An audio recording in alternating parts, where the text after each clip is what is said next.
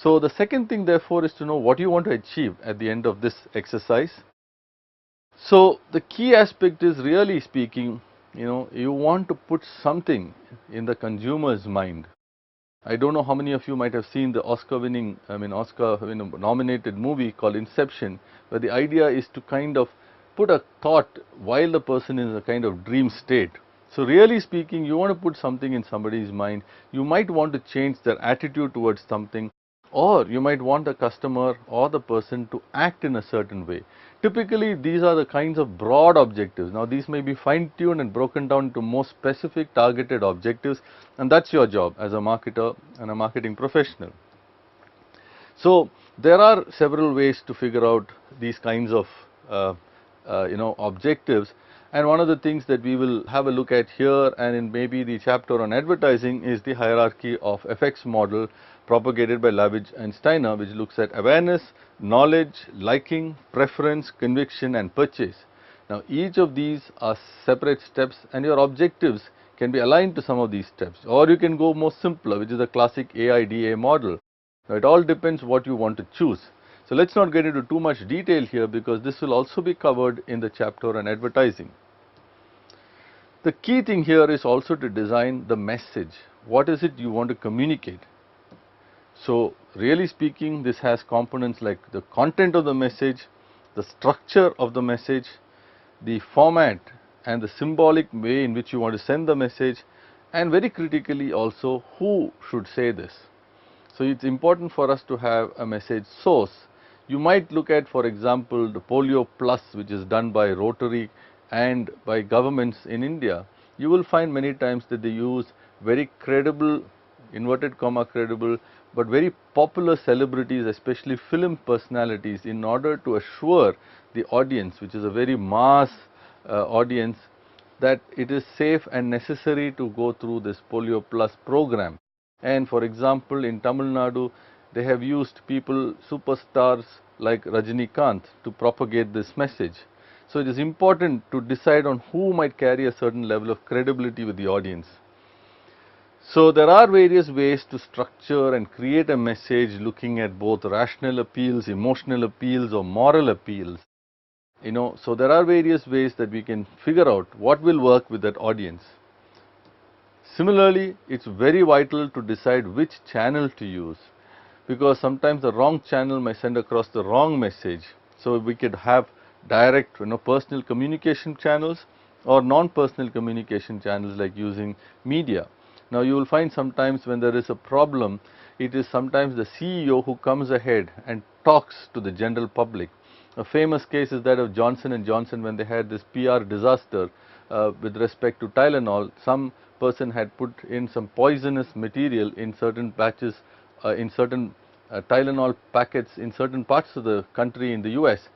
Now what they did was a famous case study where the company decided to pull out all the Tylenol from the marketplace, not leave one packet behind, and the CEO himself came out and said, why they wanted to do such a thing. That created a huge favorable image for Johnson & Johnson. It's so very important therefore to decide who should say and how they should say it.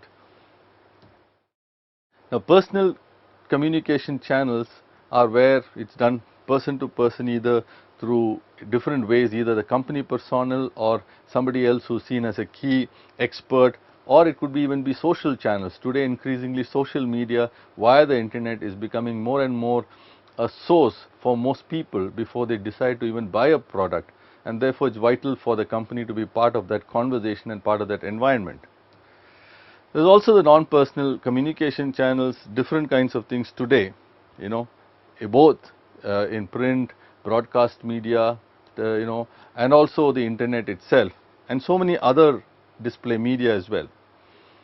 Now, this is very important according to Fiske and Hartley, because the more the influence of the communication source over the recipient, the better the impact and the change that it has.